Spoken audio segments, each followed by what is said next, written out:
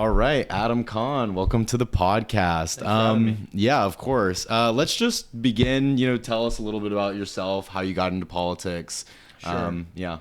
Those are kind of different questions. When I first got involved, I was very conservative. This was like early in high school. I was a huge Ben Shapiro, Milo Yiannopoulos, and Steven Crowder fan. Those were like No that was kidding. my holy trinity of politics back when I was like 14 years old. So that's how I got involved. What I do now is thankfully much different. I'd say I'm like a progressive pragmatist. So like I've studied a decent amount of social science through college, done some social science research, and I think the more you learn, the more progressive you become usually. So what I try to do now is bridge the gap sort of between like realism and idealism, like how does policy work and like what is optimal policy. That's what I sort of think of my mission as being. Um, but yeah, when I first got involved in politics, I never would have imagined myself being where I am right now. Really Yeah. interesting. So, yeah, tell me about that journey. You mentioned you began sort of as a conservative. Then, would you say that you became more left wing within the last few years, or did this happen a while ago? And then Yeah. what? And also, tell me a little bit about like your journey into like creating content. Eventually, Sure. obviously, we met through going on Jubilee and Right. stuff like that. Yeah. Yeah. I actually first became more libertarian. So when I started out, I was like socially and fiscally very conservative. Um, I grew up in like a very Muslim area, and there's like a lot of socially conservative attitudes there as well. So it kind of grafted on well to some of my preconceived beliefs about how the world works. And then that was like beginning of high school. And then by the time end of high school came, I was becoming more like libertarian, like questioning some of my beliefs. I started watching people like Sam Cedar and being like, wait a second, like this guy actually makes a lot of sense. So I first started wobbling on the social stuff, and then on economic stuff, I became full leftist. I think in my freshman year of college, like I was, Bernie's the first person I ever voted for. I was like, I would have called myself, I think, a democratic socialist back then. Um, and then actually over the course of college, I think I moderated a little bit. So I'd say I'm like a little bit less left leaning than I was in like 2019, 2020, by a little bit. But yeah, I went from conservative to libertarian, then leftist, and now I guess progressive. So Okay. yeah, a little bit all Nice. over the place. Nice. And then how did you start doing videos? I remember because I followed some of your video content actually prior to us meeting. Yeah. But yeah, talk a little bit about that sort of journey and Yeah. I'd always thought I might want to do something with content, but it's one of those things where it's like everyone wants to do yapping about politics. It's like, do I actually have like, what it takes sort of. And then Ben Shapiro showed up to my campus one day. I went to University of Michigan, and one of my friends just texted me. He's like, yo, Ben Shapiro's here today. And I was like, what? So I skipped my like discussion section for that day. And I was like, let me just go here and see if I can ask him a question. And I did like a little mini debate with him, and I was like, wait a second, like this guy's kind of a dumbass. Like, there's actually like, Do you there's remember some, what the debate was on? yeah, I was asking him, like, you always say facts don't care about your feelings, but like your entire party denies the 2020 election. So like, how do you Oh, so this square? was fairly recent. Yeah, Or I guess post this was 2020 then. right after the midterms of 2022. Okay, Like literally a okay. couple days after. Yeah. Wow, okay. And after that, I was like, okay, like maybe I can do this. And then, Damn, I didn't even know he was doing college campus stuff after COVID. I no, thought yeah, that he was all was, pre-COVID and stuff. he Wow. definitely has some stuff coming up, as I'm sure we'll get to with the whole Charlie Kirk Oh, situation. right. Yeah. But then after that, I started doing interviews at Trump rallies a little bit. There was one near me. One of them went super viral. And then I was going to do more interview stuff for a little bit, but then I had a hard time because in Michigan, it's like either a Trump rally's happening or there's nothing political going on. Right. So I started making these videos just for the fuck of it, these like AI style videos where it was like an AI model trained on my voice that like sounds like me. So I would like type out my script, Oh, and it would sound like interesting. I was saying it, and then I would put the captions up and have this like B-roll in the background. And I just did it because I didn't have the time to record one day, and the Right. video like blew up. So then that kind of became my format for like Okay. a little over a year. Okay, nice, nice. Yeah. And then you were on was the 40v or maybe it was the 20v20. 20v20. Yeah. Yeah, was that the first video First you went Jubilee. on? Yeah. Okay, all right, yeah. Yeah. Yeah, that video was really interesting Yeah. for me as well. So there was crazy. for those of you who don't know or remember, there's this middle ground series on Jubilee, and one of the videos, it was a 20v20, 20 Republicans versus 20 Democrats, and they had us select a debater for each side, and you got selected as the debater for the Immigration, issue, yeah. the issue of immigration. Yeah. And it was hilarious because the person that they selected, it's funny because conservatives will often like downplay the role of identity or whatever Yeah. being like sort of a means of establishing yourself as an authority on a Right. position. Right. But they picked the dude who said that he was a part of Border Patrol Yeah. to represent the issue of immigration, Yeah. and then he like had no idea what he was talking I about. was As soon as shocked. as I was soon so as he shocked. was like, "This is my bread and butter. This is what I do every day," and then he gets there, and it's just like, at the end of the day, you got to come here legally. And it's just It's like like I just every want us all to cookie, be friends. right? I'm like, okay, me too, but what? Like, Every cookie cutter issue. Yeah, no, for sure. yeah.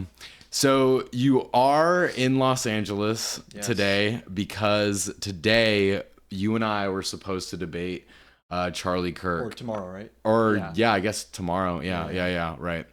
Um, Pretty insane how everything unfolded. I mean, this was a debate that was going to be scheduled this weekend, and it had just been finalized about 2 weeks ago, if not less. Yeah. With everything that's unfolded over the past week and a half or so, what do you see as like the significance of Charlie's death? And do you think the ramifications of his death are right now being overstated or understated? I think the ramifications are being severely understated. This is being used as a pretext to speed up a lot of the stuff the Trump administration was already planning to do. Like, man, the past 3 days of headlines has been like a lot. And I think a lot of it was brought about by the Charlie Kirk situation. In terms of like what does his death mean in general, I think most people agree shouldn't have happened. Shooting an unarmed person on a college campus, probably not a good thing. I think everyone agrees on that. Right. I think there's a lot of virtue signaling going on right now on the right, especially saying like, if you don't cry about this, that means you're supporting it and you're cheering. And I think it's important to draw distinctions between like apathy and celebration. Celebrating it, yeah, I wouldn't do that. I think it's not the best. Being apathetic makes complete sense to me. I wouldn't expect someone to cry over someone who their only perception interaction with them was negative and it was like antithetical to either their core values or identity or something. In terms of when I first I think because we were prepping, at least were you prepping for the Charlie Kirk thing as well that week? Yeah, so I'd been doing like a deep dive into this guy, like getting to know him, and then I wake up the next day and the first thing I see is this guy's like jugular exploding. So Right. I think that imagery, the video specifically, was very jarring for a lot of people, and I can't even imagine how many people on the right have been radicalized by seeing something like that. Because just in general, like even if you watch some of these horrible videos that come out of Gaza, like I don't think human beings are evolved to see this type of gore and violence in 4K. And Right. I think it has like a lot of psychological effects. Totally. And so routinely, like You're it's right. it's been so inundated with just day-to-day scrolling. I'm seeing these horrific videos of children in Gaza within the same minute time frame as I'm seeing people post pictures of them getting married or their lunch Right. for the day, Yeah, or it's just mixed you in. know social media being both a revenue of where we receive very serious, very political information, and simultaneously very casual personal stuff. It's definitely something that is, I don't know, we're not adapted psychologically, I don't Yeah. think, to be able to withstand that kind of information. Yeah. It's worrying also when people are like, oh, I'm desensitized at this point. It's like, that's probably not a great thing. Right. I've seen people saying, like, yeah, I grew up watching, like, beheadings on Live Leak and stuff. And it's like, dude, if you're, like, in middle school, high school watching this stuff, you don't even know, like, how that's going to impact you in decades to come, including, like, how sensitive you are to things like political violence and how much you can understand the stakes of like when you see someone die, that's like a human life. That's not a small thing that you can just sort of like shrug off. And it is worrying to me, especially with Gen Z, to see how people are just like numbing themselves to Right. stuff that's objectively really bad. Right. I totally agree. One on top of, I think, the clear sort of suppression and crackdowns on free speech and left wing politics that we're inevitably seeing from Charlie Kirk's death. A part of Charlie Kirk's death that also worries me is there's going to be a new power vacuum for someone to take the mantle within right wing politics. I mean, sure. Charlie was at by far like the prime of his career. He Yeah. had a direct relationship with the current administration, and a part of me that worries is I see the alt-right and figures like Nick Fuentes as becoming the most rapid growing figures within conservative the conservative media ecosystem. And I was even just talking with, casual friends about this last night, that, a lot of just very normal people are coming across Fuentes videos, etc. And it worries me because I think Charlie Kirk just in many ways still represented kind of establishment Republican politics that didn't attempt to go too overt in its espousal of, horrible systems and horrible beliefs. But as soon as it goes to this alt-right phase, it's like, it's much more worrisome. What do you think about? Yeah, I mean, I totally agree. The thing with Nick Fuentes is like he was already rising so much even before this happened. Like it was kind of crazy to see over the last like half a year how many views he was getting by like a lot of, like you were saying, normie type of people. And I think we're, even in the absence of Charlie Kirk, I think obviously you want to lean a little bit. Yeah, just a little bit. Yeah, no worries.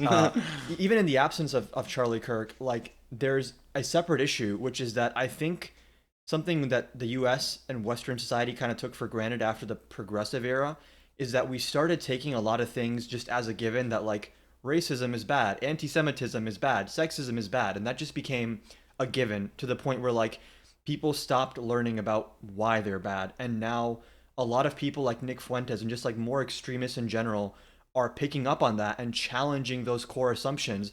And sometimes people are like, wait a second, I actually don't know why anti-Semitism is bad. I was just told it's bad, and like it's bad to be mean, but like Nick is saying the Jews did this, and like I don't know any better, so I'm going to believe him. Like people are very, it's like they don't have the antibodies or the immune system psychologically to be like inoculated against these types of belief systems. And now that Charlie's gone, like I do see Nick Fuentes as becoming the main inheritor of that sort of lane in the right wing. Especially with Gen Z, I think one of the most concerning things we're seeing, and this was the case with Charlie Kirk, without Charlie Kirk, is that Gen Z specifically is becoming radicalized in a very scary way. I think we're certain things, like again, we took for granted, like, okay, there's still a lot of progress to make on racial issues and LGBT issues, but like we've also come a long way from the history of the US. Right. I think we're going to go backwards. Right. It's sort of a broad consensus, even among right-wing figures. I mean, even Charlie Kirk himself, I think, was being pushed right in the tail end of his years. It used to be the case that a lot of conservatives would sort of take up the position that they truly represented the spirit of MLK's color blindness or like racial politics. Right. And obviously we disagreed with that for various reasons. Like MLK wouldn't have attributed black crime rates to just culture or whatever. Yeah. But regardless, they still revered MLK, rightly so, as being somebody to one of the good guys. Yeah, exactly. Yeah. Whereas, in the tail end of Charlie Kirk's career, he eventually not only openly was against the Civil Rights Act, but was openly against MLK's sort of politics. And I think you're right in that, like, we are in many ways going backwards in this in establishing a sort of general consensus that things like sexism or racism are bad. Even like within the debate on feminism. I mean, I did one fairly recently. It's no longer the case that these conservatives argue that patriarchy doesn't exist or that sexism doesn't exist. It's that sexism is actually good and necessary, and that patriarchy is actually good and necessary. Yep.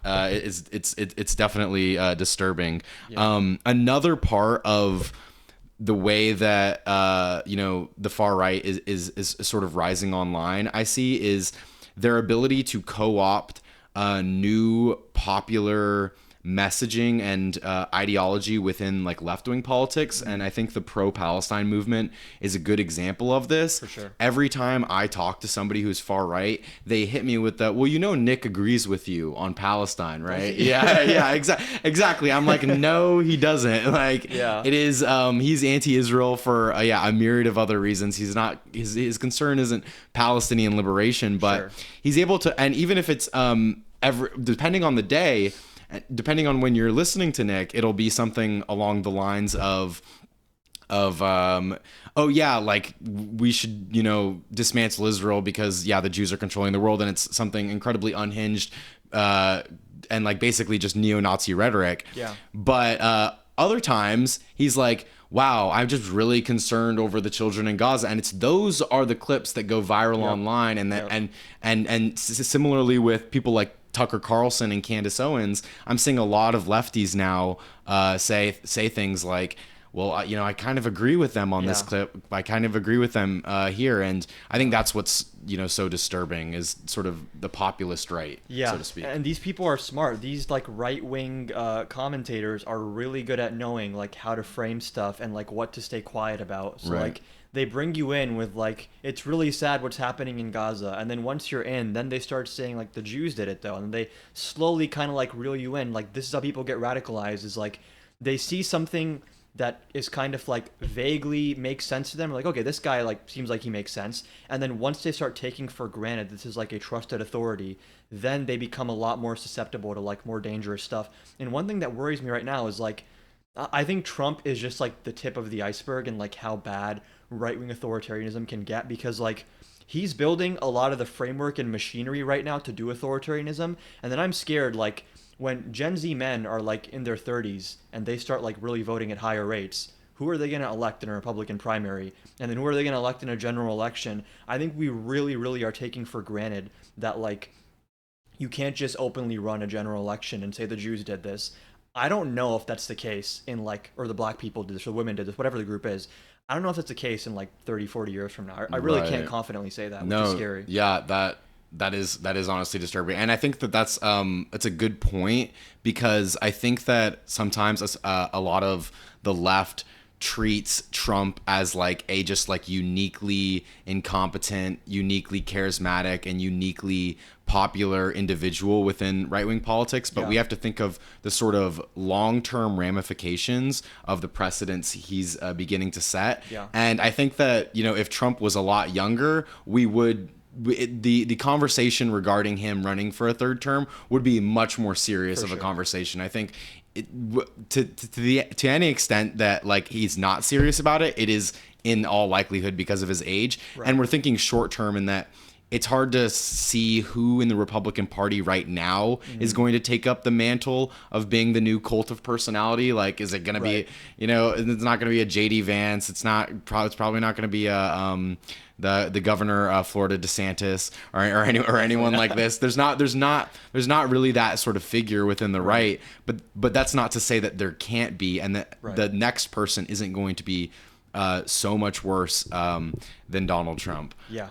Yeah. I think like, man, I honestly wouldn't be surprised if Erica Kirk is trying to like line something up because some of the stuff she's been doing recently is so weird and performative. Like Yeah. the video like whispering into Charlie's like dead body at the Right. casket is like this is really gross. Like Right. if you like Charlie, why would you like this? And like Yeah. immediately politicizing it, they are looking to really galvanize their base. And the scary thing is, unfortunately, I don't think they need a cult of personality after Trump because once you centralize the government power and you make it more like autocratic, then JD Vance can come in and doesn't matter if you like him or not. All government power is now like at the behest of JD Vance. All the executive, like agencies are like fully politicized, and he's gonna put his loyalists in there. Right. And then at that point, like, it doesn't matter if the supporters still support him. Like you've seen this week with the FCC thing and Jimmy Kimmel, like Right.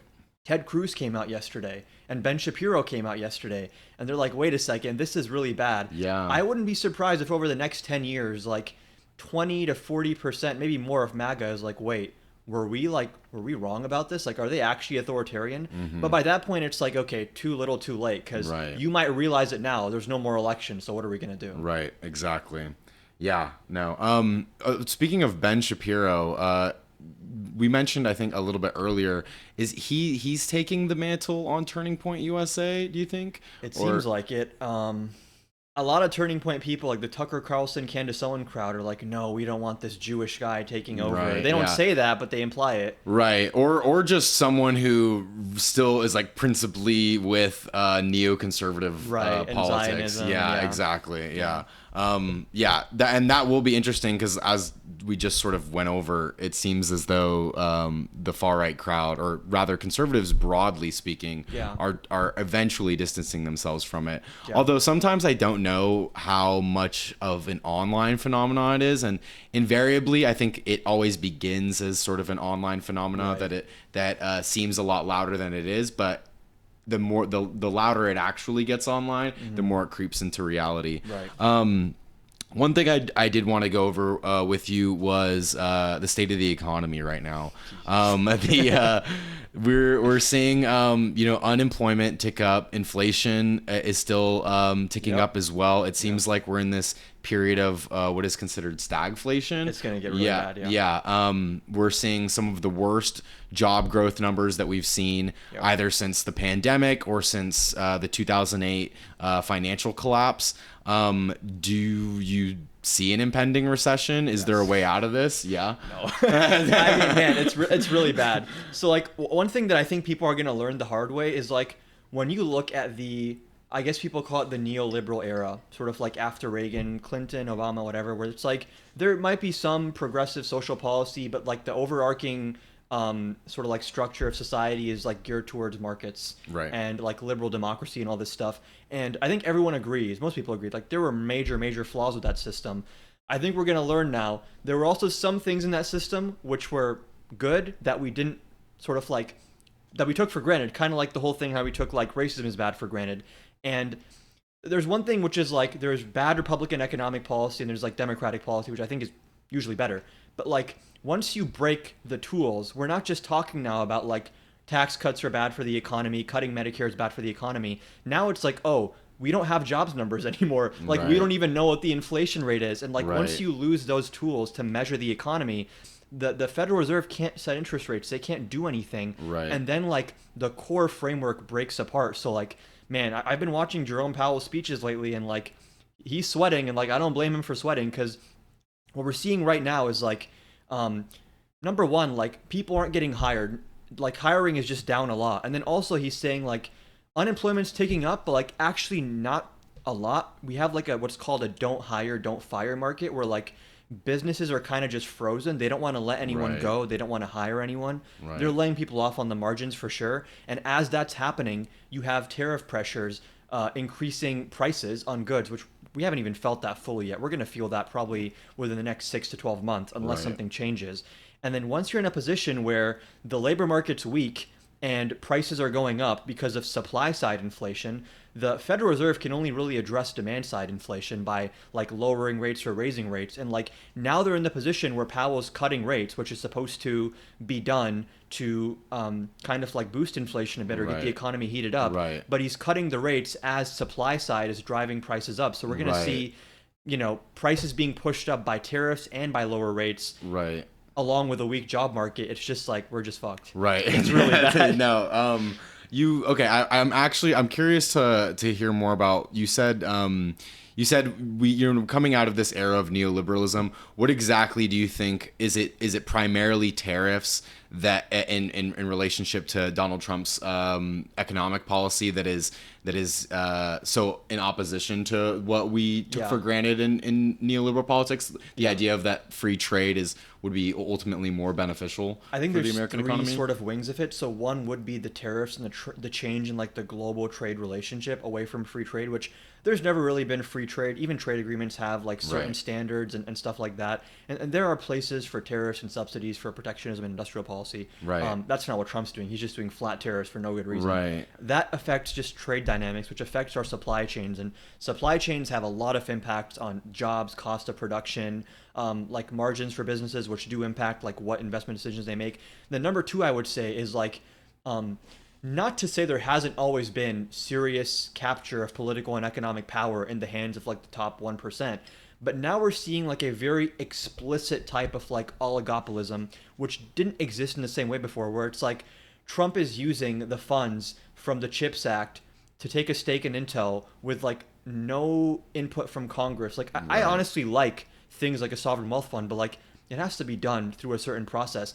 Trump's just doing like backroom deals with like CEOs where he's saying, listen, between you and me, give me 10% of the company and I won't fuck you over with the SEC or with this or that. Or like, Right. I'll approve your merger. So like heavy state intervention in the economy, which is not done for the social good, but is done for like the purposes of like enriching state actors. Right. And then number three is just people like the BLS chief being fired. And now the new head of the BLS, who hasn't been confirmed yet is going to be someone who was at January 6th, who Wow. has said maybe we should stop reporting jobs numbers. They just delayed yesterday Right. the I just saw inflation that. numbers, and it's like you're breaking the tools, you're breaking the supply chains, and you're breaking like a lot of the market mechanisms, and this is a really, really bad recipe for the future. Yeah. Do you okay, I'm interested then what you think the intention is with the tariffs, because we've obviously seen the MAGA base and conservatives go back and forth between what they espouse the intention of the tariffs to be. Sometimes they espouse it as being we need to bring back US manufacturing, and just I guess imposing flat tariffs on everything is somehow going to lead to that. Otherwise, I think even more frequently you hear the that this is a mechanism that we're using to pressure other nations to get Right. better deals for the American economy. And obviously I find that claim dubious as well, but irregardless, it seems like these tariffs wouldn't be in the best interest of the oligarchic powers within the Sure. federal government. Yeah. So yeah, what do you think are sort of the pressures that are, is it just incompetency and stupidity, or is there something broader going on I in think terms of the it's interest? incompetence, and then just like the narcissism of Trump. So like even if you look at other like authoritarian countries where you have these sort of like oligarchs, there is always sort of like a give and take, push and pull relationship between the authoritarian leader and the interests of the oligarchs. Like for example, I would assume, and I'm not super well versed on this, that like the war between Russia and Ukraine wasn't great for the oligarchs of Right. Russia who had Right. assets frozen. But like there's a certain red line where the authoritarian leader is like, okay, you guys can have all that sector of the economy, but don't fuck with like this because this is my domain. And a lot of times they'll say, okay, fine, like as long as I get everything else. So I think that Trump is still a really guiding force here in his ego, and just being like, I think Trump does think that he's doing something with these tariffs. Right. I think the cognitive decline with him is like honestly really underrated. I think Right. he like wakes up I one agree. day and he's like, yeah, we're gonna bully China, and the next day he's like, yeah, jobs are gonna come back, and then the jobs numbers are bad. He's like, okay, hide the jobs numbers. I really think that Trump is just grasping at straws. And the issue is like all of our policy right now is framed by what he has as like a worldview, which I think is really important to understand, which is that Trump sees things as being zero sum. And I think he has a Right. very like Darwinian view of the world where it's like might makes right. If you don't beat them up, they're going to beat you up. Like you always Right. have to have the upper hand. You always have to hurt someone else to get ahead. And I think that also shapes the tariff stuff where he's like, these countries, if they're doing well, that means we're not doing well. So we have to Right. punish them. It's interesting that you say him framing everything as zero sum, because that's sort of what I learned as being the fundamental difference between nationalism and patriotism. Is patriotism can be just a broad love and concern for your country and its values, regardless of what other countries have, whereas nationalism is specifically a love for your nation above all others, and Right. it's that dynamic of deliberately comparing yourself to others and ensuring that you are above the fray and Like at above their the rest. expense. Yeah, exactly. And I think that we're certainly seeing that with immigration being one. Recently, here, let's actually see if that we can pull this up. I made sure to keep it on the thing. Whoops. Actually, it's this one. I don't know if you saw this. Yeah. Okay, yeah. So the Donald Trump administration is looking to impose $100,000 fees on companies per year for H-1B visas.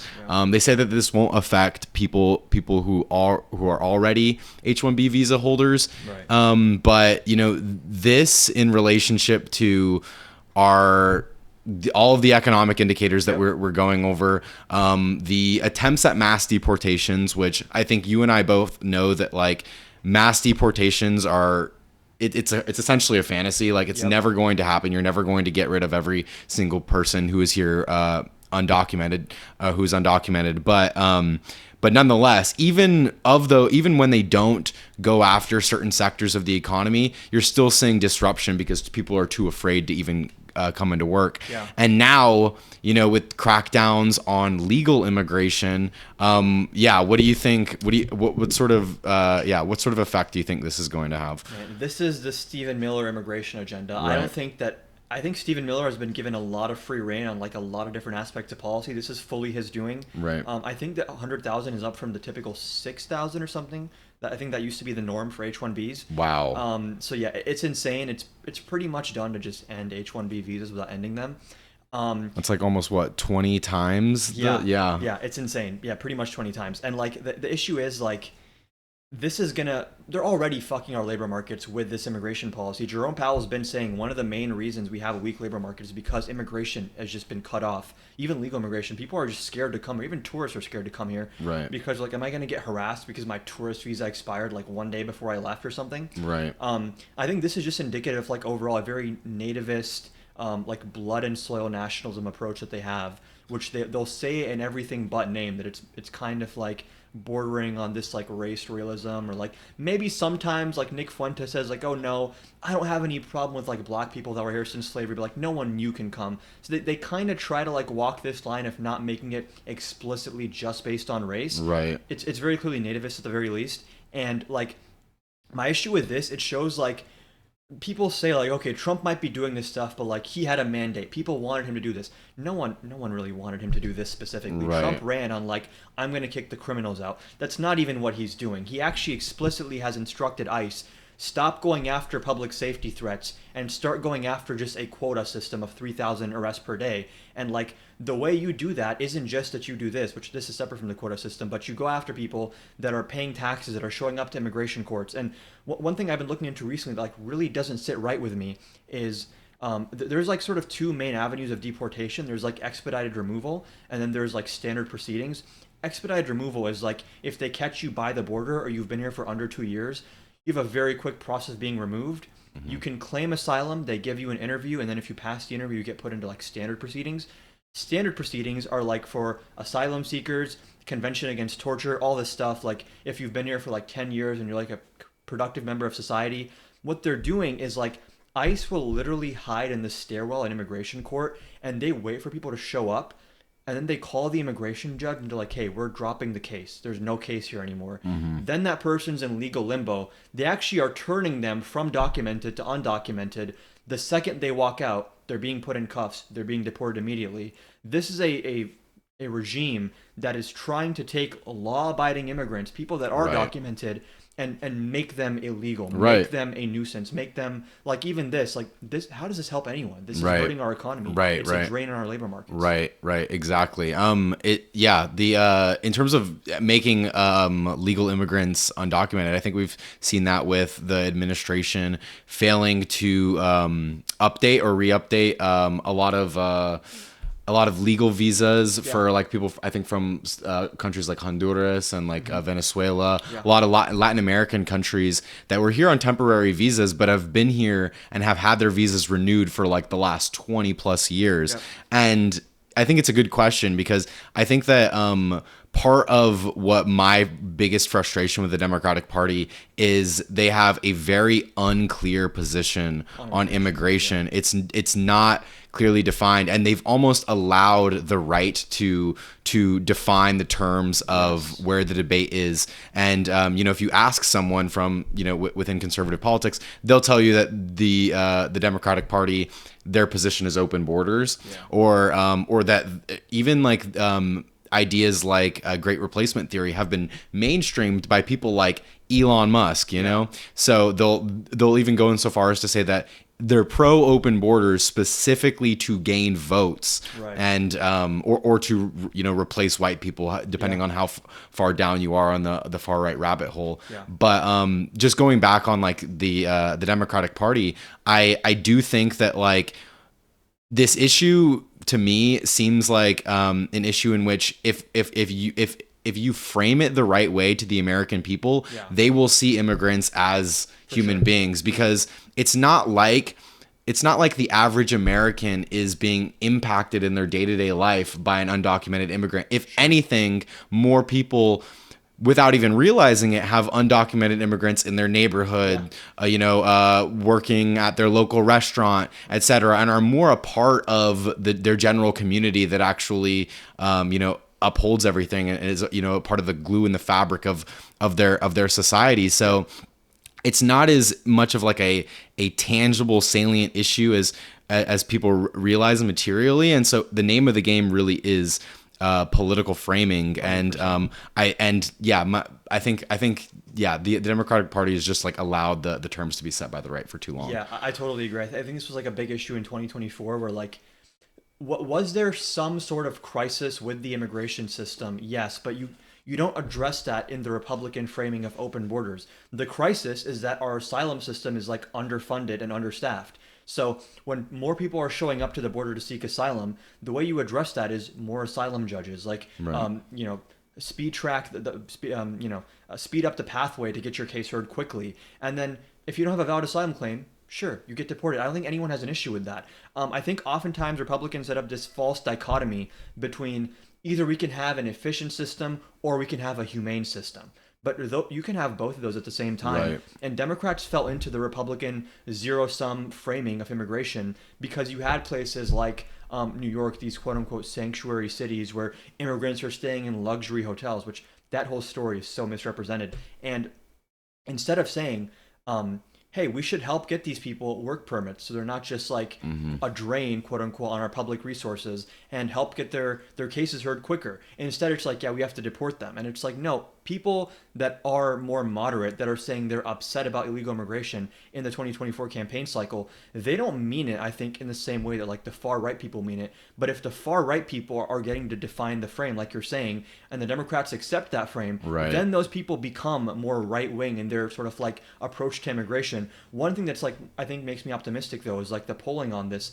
I think the last, I don't know if it was Gallup or Pew, but the last poll of like a few weeks ago of like people that think immigration is like a net positive for America is like the highest Right. in recorded history right now. Right, So, exactly. Well, that's exactly what I mean is like it seems as though when we're under the Biden administration and the entire Republican Party is running on the issue of immigration and like you said, yeah, our processes are outdated. They're very ineffective, and there needs to be genuine serious reform Yeah. in understanding who is here in this country already, and then which of the people who are coming here should be allowed a path to just some sort of legal process or amnesty or what have Which you. then also decreases the demand for people coming in illegally, quote unquote. Right. Because if you can just come in legally, most people are going to want to do that. Right, exactly. Yeah, but yeah, I think that yeah, shoot, I lost my train of thought. No, it's all good. Yeah, I think the oh yeah, but you're talking about the polling, right? Yeah.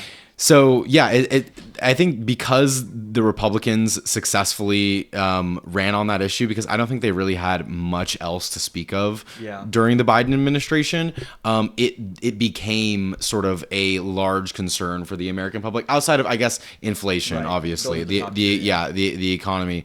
Although I think if you even just take out Republicans, I think immigration drops pretty significantly in the polling for people's top priorities and top issues. Yeah. But the fact that as soon as the Trump administration gets into office and we're seeing the top stories of the news cycle being, stories like the Kilmar Obrego Garcia case, then all of a sudden the American people is like, wait, I don't want anything even remotely close to this, and now we're saying, the American people, and we've already known this. Like Pew Research has already shown that mass deportations have not been popular for the number one issues for resolving immigration are creating an easier path to citizenship and getting more immigration judges so that we can process claims of asylum quicker and more effectively. Yeah, that's exactly. I think this is another one of those issues where I think that actually probably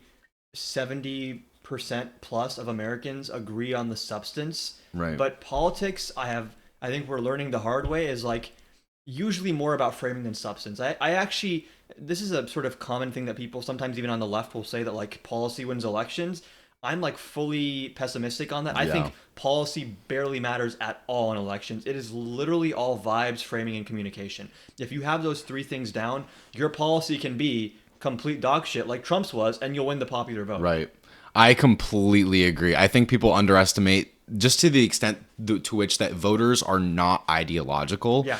Voters generally vote on based on a few factors. Sometimes they are one issue voters, so sometimes Right. there's one or two specific issues that do really matter to them, and oftentimes it's very tangible things like the economy, for example. I mean, that's like going to be in the top of anyone's list, broadly speaking, but they're not going to know exactly what sort of economic policy is in the best interest for them a lot of times. Although I think that even if you ask the average Republican voter, and you can easily get them to acknowledge that, like, hey, we should probably raise taxes on the Yes. ultra wealthy. We should probably raise the minimum wage. Yep. Do sort of very basic quote unquote left wing policy. Yeah.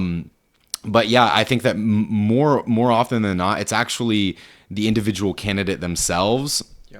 their personality and their appeal. Like, I think that Bernie Sanders coded was very popular among independents just because of his level of authenticity. Yeah. He's like an outsider. Right, Yeah. exactly. And although I do think that he would have beaten Trump at least within the 2020 and the 2016 election, Sure. I don't necessarily frame it as, well, it's just the American public is actually so much more left wing than we really think it is. Right. I think it's just that the American public wants somebody who they think is authentically fighting for them, Exactly, and they yeah. see how principled Bernie Sanders has been throughout the years. His messaging has never changed, and that's what's really like culminated in him being a sort of a popular figure even among independents. I totally agree. I think Democrats need to take this lesson for the 2028 primary, which is that you need to throw your own party under the bus a little bit if you want to win credibility back. Right. Because,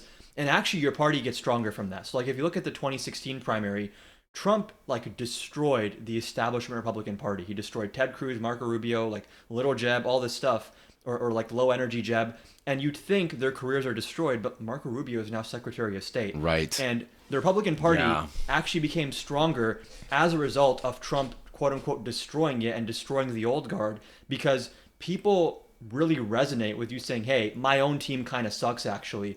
By the way, even if it's not substantive, even if it is just like a framing thing, like you were saying, I think that goes a very, very long way. I think the whole Biden age thing, I know a lot of people on the left are like, let's not focus on this. And I agree. It's much less important than like right-wing authoritarianism. Right. But I think it's going to come up in 2028. And I think whoever wins the nomination has to be able to address certain like sacrificial lambs, quote unquote. You have to be able to throw a couple of things that are taken for granted under the bus. Like, for example, Trump threw the Iraq war under the bus. That was like a huge no-no Right. in Republican Party orthodoxy. Same with like gay marriage. He was like a little bit less hard line on that. I think the two sacrificial goats need to be, No, yeah. Israel and Biden. Right. Throw them under the bus in Right. 2028. I 100% agree. I mean, yeah, like you mentioned, Trump made fun of Ted Cruz's wife on the 2016 He said his debate dad stage. killed JFK. And Ted Cruz fell in line. He said, no way. Yeah. He said that. That is actually insane. I did not know that. No, I completely agree. I think in part that's honestly a huge reason why Harris lost. I mean, Yes. granted, I think that Biden obviously never should have decided to Yeah. run again in the first place, and that's what led us to not even being able to have a primary. But to the extent to which we actually had a fighting chance was the fact that Biden stepped down. But what's even the point of Biden stepping down if you're not going to distance yourself from the administration? Exactly. And I'm empathetic with the idea that, like, look, she's still a part of the administration. She wants to take credit for some of the wins, but you have to call a spade a spade. This was a very unpopular administration, despite many of the various domestic policy achievements that I think you and I would agree with. But sure. but people don't see it that way because of the tangible effects to their wallets that they saw with inflation, and then of course the incredibly unpopular unmitigated support for Israel and various war crimes abroad in Gaza. Let's actually talk a little bit about 2028. Do you have an idea of what the Democratic primary is going to look like? Who's going to be a front runner? Who maybe be a sort of a dark horse? So I'm optimistic about 2028 because I think for the first time, at least now, there is no clear front runner. Maybe Gavin Newsom kind of is, but like we're still a ways out from 2028, so I don't know if Right. we can take that for granted. But like in 2016, Hillary was kind of thought to be the front runner. In 2020, Biden was, even though at first looked like Bernie actually had the upper hand after Right. like Nevada and a couple other contests. But all I want to see out of 2028 is a lot of people and like a lot of competition. I want like a Right. brutal fight to the death primary and like may the best man or woman win. I think that's like the best way to approach it. Um, the thing about that though that I think people are kind of taking for granted is like I think that there's a at least 30-40% chance like there is not a proper election in 2028. So like Really? yeah, I don't know if you've seen, I've been trying to like do some propaganda on this and get this out there. There's like an executive order that Trump drafted in 2020 on federalizing the National Guard and sending them in to seize voting machines, and then having the DNI tell us the real results from the voting machines. Who now that would be Pete You're Hegseth kidding. sending in the National Guard, and then Tulsi Gabbard tells us the correct results. Then Pam Bondi announces them. I don't really trust the framework there, but hoping that that doesn't happen, which I don't know why that wouldn't happen, because Wow. there's a very detailed PDF that has all the plans like written out. It's online. People can go read this. Assuming that What is doesn't it happen. called? If you just look up like a Trump plan to seize voting machines 2020, Okay, it's like interesting. an executive order that he just didn't sign because back then the people that worked for the DHS and the DOJ, they would have said no. Right. Now, This that's not was the drafted case. during his first term? December 2020. Oh, okay. Yeah. Wow. It's like a 4 or 5 page executive order that Oh, says so it happened after the election. yes. And at first it says Iran and like other radical forces have hacked our voting machines. And then the second part says, Interesting. therefore, I'm authorizing Pete Hegseth to go in with the National Guard or the Secretary of Defense at that time to go in, seize the voting machines, and then the DNI is going to analyze and tell us what happened. Interesting. Well, yeah, I think that obviously, considering they were already able to manufacture such an extremely broad narrative about the 2020 election being entirely basically stolen or by the DNC or what have you, it would be unsurprising to me that they would do that again, even if Yeah. Trump isn't the runner. Yeah. And because the Trump administration is so comfortable using the pretext of emergency powers Yep. to instill a greater concentration of authoritarianism and power, Yeah. that's not too surprising. And I think that for a lot of people, like, they really question, because I think that the all the signs of fascism are here in this administration. Like, and we like it's so interesting to see all of this play out, because we saw this as soon as 2016 happened. We saw this as soon as Donald Trump Man, yeah. was a candidate, and we are now what, 8 years. Oh, The resist libs were right all along. yeah. Who would have thought like that it things would play out to this extent, and Yeah. that we could be legitimately on the precipice of a failing democracy. Yeah. And I think that what you bring up is interesting, because it shows a very realistic path on how it could be ended. Yeah, the thing that's been the most disturbing to me, and I mean like genuinely like bone-chillingly disturbing, is like the place we are now with Trump. I thought we would have gotten here in like 2 years. I didn't think we were going to get here in like 8 months. Right. Where like already the jobs numbers are being politicized. The FCC is applying pressure on ABC to get rid of Jimmy Kimmel for, by the way, Jimmy Kimmel was completely correct in what he said. You have a lot of stuff. The thing that's also scary is like what's going on behind the scenes. Like what's classified? What do we not know? Right. If the stuff we know is this bad. With the Epstein files, like, Yeah, I'm exactly, actually exactly. genuinely, I've never had the sort of, I guess, obsession Yeah, over me the neither. Epstein files as many of like conservatives on the right do, but it makes it hard not Yeah, to now it's like, wait, to what? scratch your head when it seems like they're being so deliberately they're deliberately pivoting so hard and being so incredibly untransparent Dude, about on the Epstein files, like they talk about Law and Order, they took hundreds of FBI field agents off the field to go through the Epstein files and redact Trump's name. Wow. That's them taking the back the blue, the law enforcement people away from enforcing the law to instead go through the Epstein files and just redact every Trump mention. Like there's something really sinister and really scary happening here in real time that I think a lot of normies, unfortunately, are not going to be privy to or realize until they go to their polling place and they're like, why is there troops here. Like, this is not Right, normal. right, yeah, no, super disturbing. And I think, yeah, what you said about it only being 8 months is the very shocking part. I remember after Trump won, a lot of my more, I guess, normie quote unquote friends were like, well, at least you're gonna have a lot to talk about, but it's overwhelming. It is. It's The too much. new, I mean, relative to the Biden administration, it felt like there's a reason why culture war issues became more popular again, Yeah. because policy, aside from after October 7th, the conversation more so Right. just entirely became focused on foreign policy, and for good reason. Right.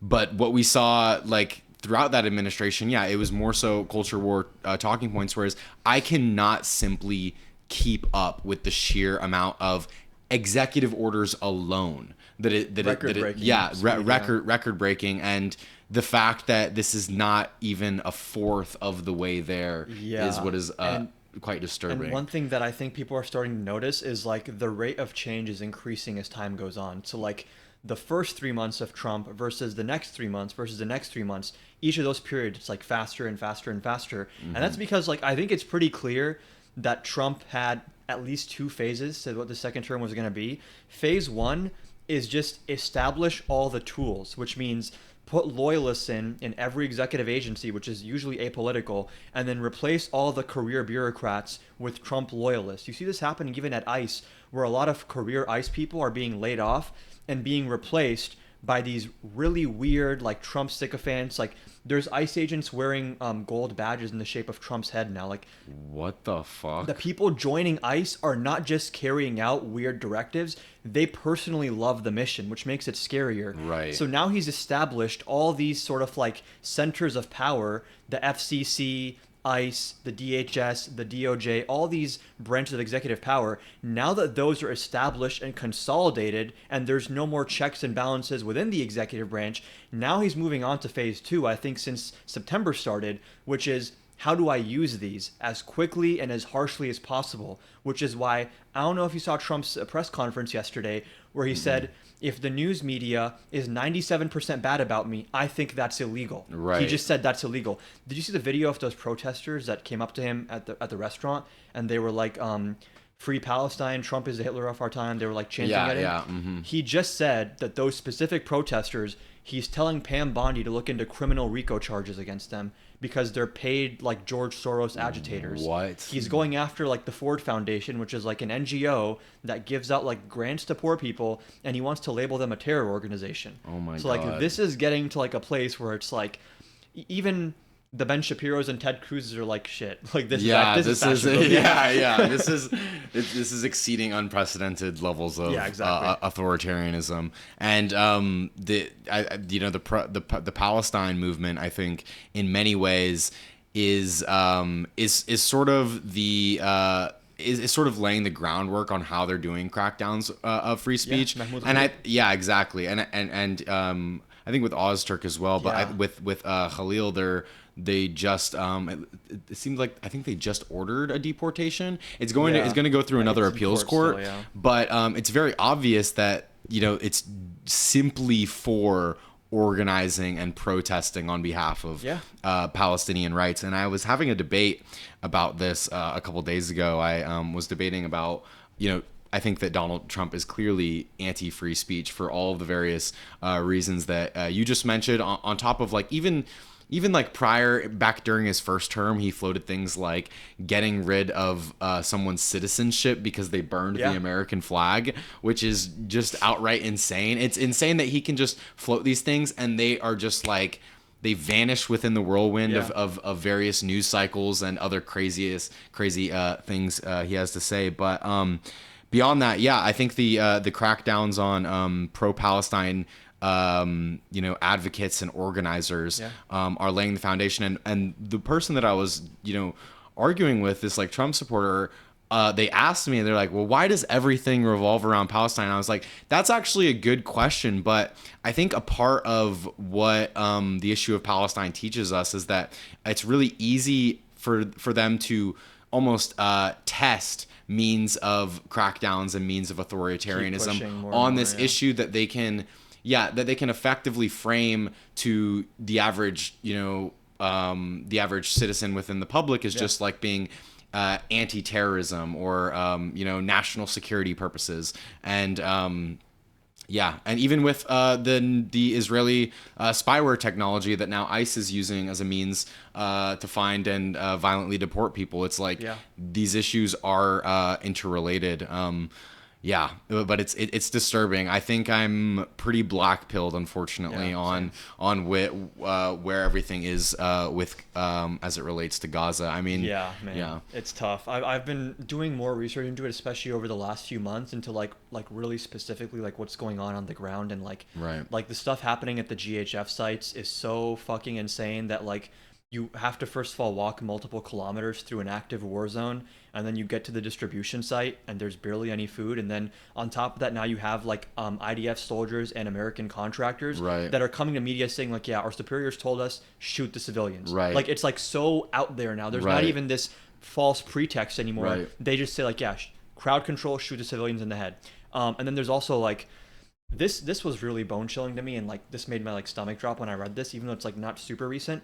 Did you see the story about how like they have the drones flying around the camps? I And remember they'll- you mentioning yeah, that. I haven't actually read that story, but the drones yeah. have speakers on them, and they'll fly around at night, and the speakers will play audio of crying babies and screaming women, and then the people that are in the tents are like, what's going on? And they leave Right. to help, and they get shot in the head as soon as they Wow. walk out. Yeah. And then even with the food trucks, like the UN food trucks, that situation bothers me so much. You know Cam Higby? You see his little propaganda tour there? Yes, yes.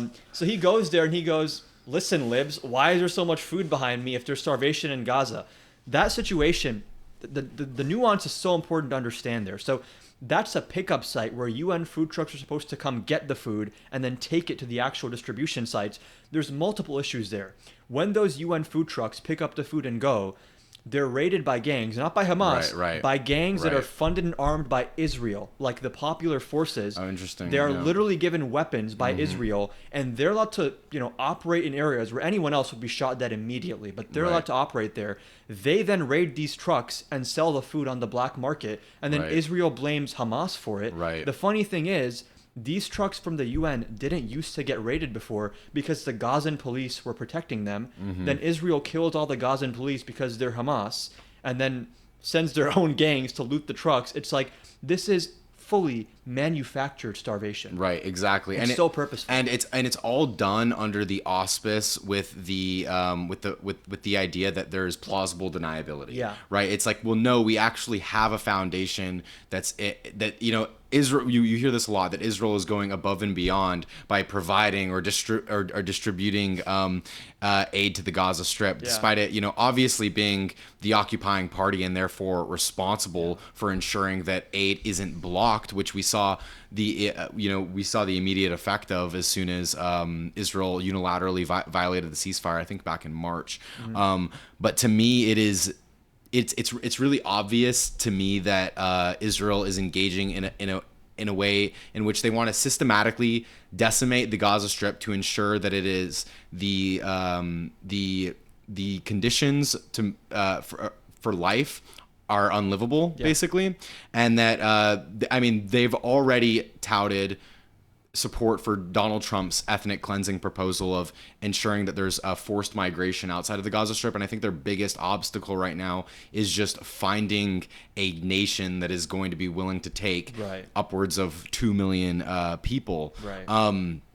But on that, I think that the conversation, and we don't necessarily have to get like too far in the weeds on this, because it's so far outside of the picture of what is possible right now. But I think the conversation regarding 2-state versus 1-state, I think the biggest the strongest argument for the 2-state solution has always been that it is the most realistic opportunity for Palestinians to ensure that they have sovereignty and rights that aren't being limited by an occupying state. Right. But I don't know how you can have a coherent Palestinian state even at this point. It feels like not even be it like a couple years from now, but at this point, the Gaza Strip is already so incredibly decimated, and that would be a quintessential part of what would make up a coherent Palestinian state. And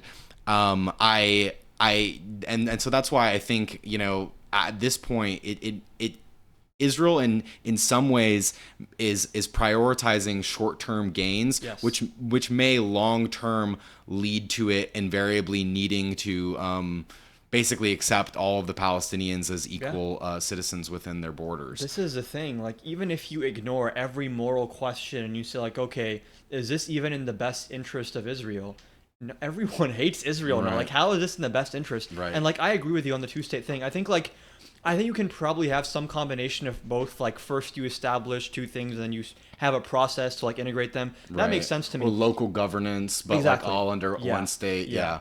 I think the issue is just like, man, that seems so far away right now. Like Right. you were saying, like Right. right now, I'm just like, I just want people to first like stop dying and stop starving Right, and have exactly. education and have food. And the idea of like a Palestinian state where they can vote and they have like good infrastructure and education just seems like we're lucky if we see that within our lifetimes. And Right. I hope it happens still, obviously.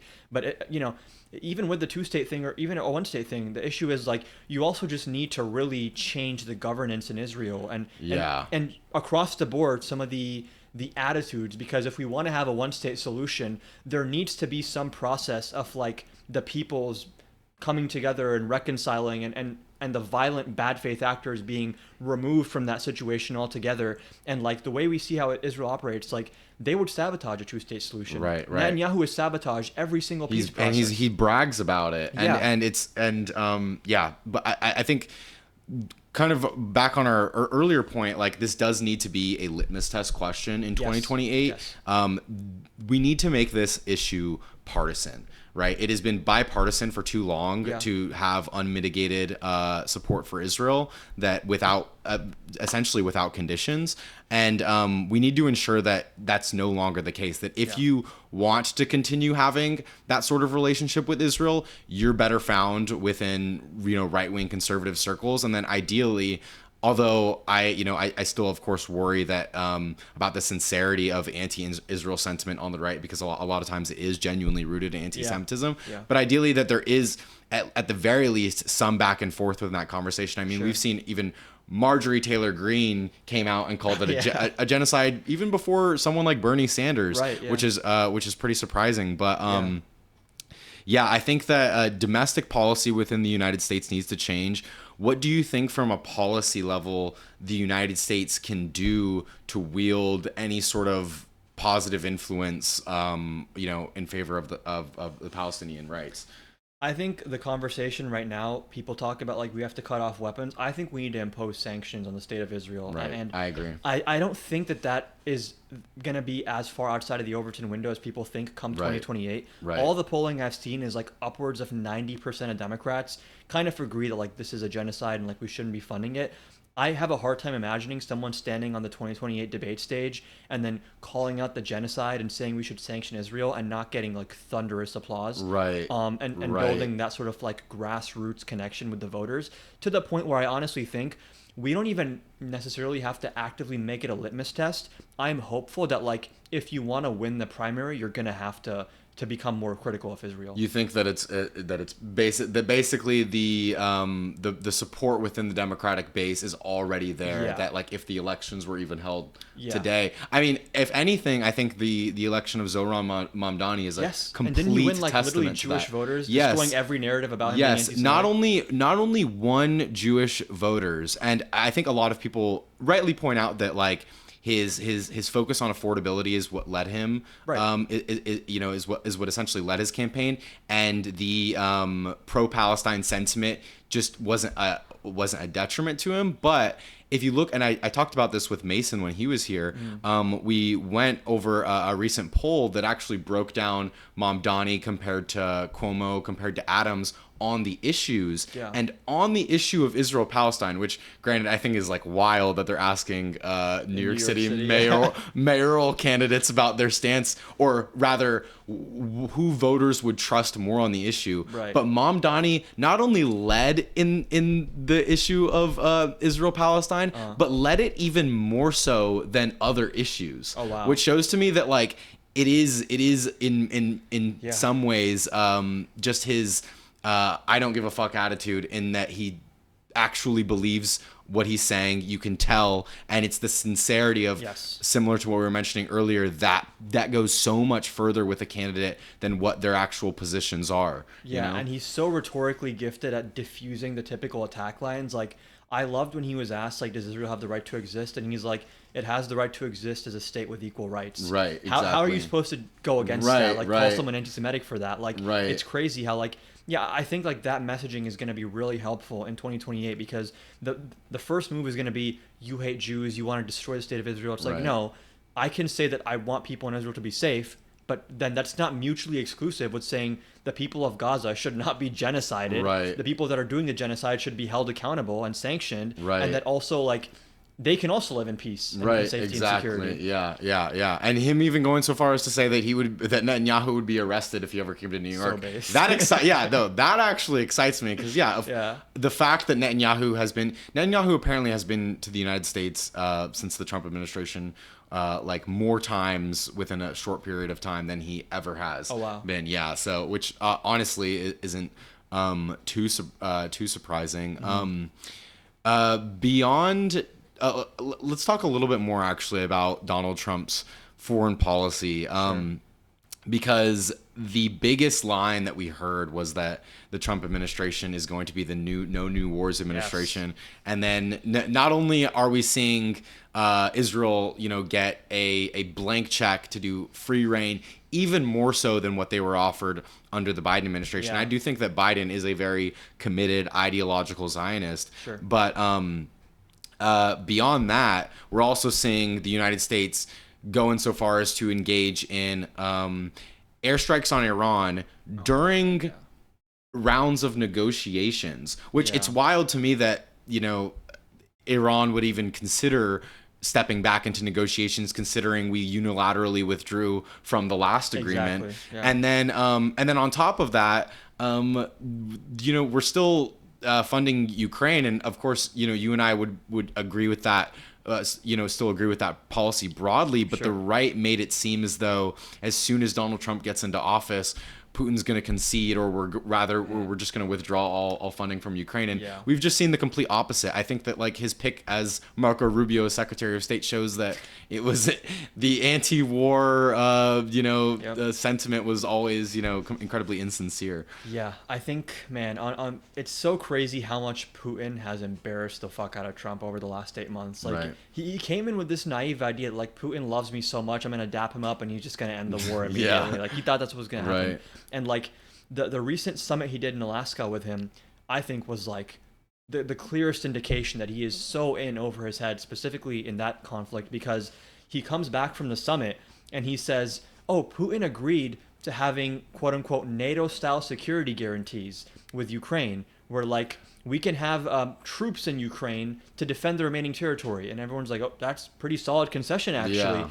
4 hours later, Yeah, Putin's the like- Russian ministry is like, that's never happening. Yeah. And Putin got an invitation to come on American soil, and literally Yeah. nothing came about it. Yeah, with the If red anything, carpet, yeah. And if anything, that is an optic win because 100%. it shows, the level of leverage that Putin, It gives him currently legitimacy has. also, yeah. Exactly. No, for sure. Yeah. Definitely disturbing. Well, the last thing I do wanted to pull up, and it's kind of going back on to something that we had touched on earlier, which was just polling data and the economy. And this will sort of be the last subject, but according to a Fox News poll, a majority of the American public believes that Donald Trump is making the economy worse. And I have no doubt that this will play into, Democrats winning in large numbers during the midterm election. I think that even at this point, Democrats seem to have more of the high propensity voter base that where they turn out in large numbers for these more special elections, Right, for or elections that don't typically have high voter turnout. But my question is like, how much does the base truly dissolve if we do hit this impending recession? Yeah. And I think a lot of it is going to obviously depend on how bad it is. But Yeah. what do you see as I think there's a certain part of the base that will like cling on to the bitter end, and like I was thinking about this the other day, like there's gonna be, with the economy getting worse, with authoritarianism getting worse, as the stakes get higher and higher, there's gonna come some tipping point where it's like, okay, at this point now, you have to just explicitly defend authoritarianism and defend like stagflation, Right. or you have to say Trump did something wrong. I think there is like probably 20% that is gonna say, even if we're in stagflation, this is all 1000 IQ 3D chess. Like in the end, it's gonna make everything better. Right. And short-term pain for long-term gain, some bullshit like that. Right. I do think that like when the economy gets bad though, that is when a lot of the normies are gonna start waking up. People that I don't expect them to follow day-to-day politics because they're trying to live paycheck to paycheck and Right. and go to work and take their kids to childcare or whatever. Like those people, when it starts hitting their pocketbooks really really hard, then there's gonna be, I think, a lot more of like a nationwide, like these independents that voted for Trump in 2024 are gonna turn out in a big way for the other side. I think the issue is, if there are certain ways where Trump can be saved from this. So like if the tariffs end up getting struck down in the Supreme Court and the Federal Reserve is able to kind of like save his ass, the worst case scenario is that like the courts, maybe not the worst case, but like it's bad in a way where like if the courts and the Federal Reserve kind of save Trump from himself, and the economic thing is kind of bad for a little bit, but then it Right. improves And more towards the so, end. we just see a period of slow growth, like Exactly. essentially what we're in now, but then Yeah. things kind of pick back Yeah, up but again. you never go over that exact tipping point where Right. it's like there's like 20% unemployment and Right, inflation's like 15%. Right. I still do think that it's probably going to get really bad, and I think like the 52% number I think is interesting because it's not just a plurality, it's like a majority of people. Right. And I could see it getting to like a point where Trump's approval rating is like in the low 30s or something. Okay, interesting. Wow. And you do see a period of, I think, negative growth. Remind me, is a recession? It's like, what is it? 2 quarters of negative growth, of negative Yeah. GDP growth? Is that what Yeah. it's technically It defined is. as? I think that's the technical definition. I think the issue also though is like, as we saw with Biden, a lot of these technical definitions don't translate to how people feel. So Right, like right. objectively, just looking at the macro indicators, the economy improved over Biden's term, but like people Right. felt like it didn't because of the like cumulative inflation and like the way the labor market rebounded really quickly did kind of push prices up a little bit as well. So Right. there is the question of like, on paper, will there be a recession? Then there's also just like, if we're seeing mass layoffs and higher prices, even if they manage to keep GDP artificially high, because one kind of trick Trump can pull with GDP is like part of the GDP equation is like net exports. Right. So if we just stop importing stuff, then our GDP Oh. kind of goes up because it's like not a negative number anymore. For Oh, the net exports. interesting. Yeah, so Okay. that kind of is giving him a little bit of a cushion to hide the lower consumer spending. And we investment. could reduce imports through via use of the tariffs. And that would raise GDP somehow. Right. Which Okay. I don't Yeah. understand how that works. But Okay, interesting. All right, yeah, that's good to know. Well, super appreciate you coming on the podcast. Yeah, it's fun. Everyone, go check out Adam Khan. Yeah. Where can people find you? Man, just search up Adam Khan on TikTok and go to the link tree in my bio because I need to get all my handles the same across platforms. They're all valid. different right now. Yeah, totally fair. All right, well, yeah, we totally appreciate it. Hopefully you're back in LA, and hopefully Should be soon. we can get on another round of video, Hell and yeah. you can come back on the podcast. Thanks so, for having me. Yeah, of course.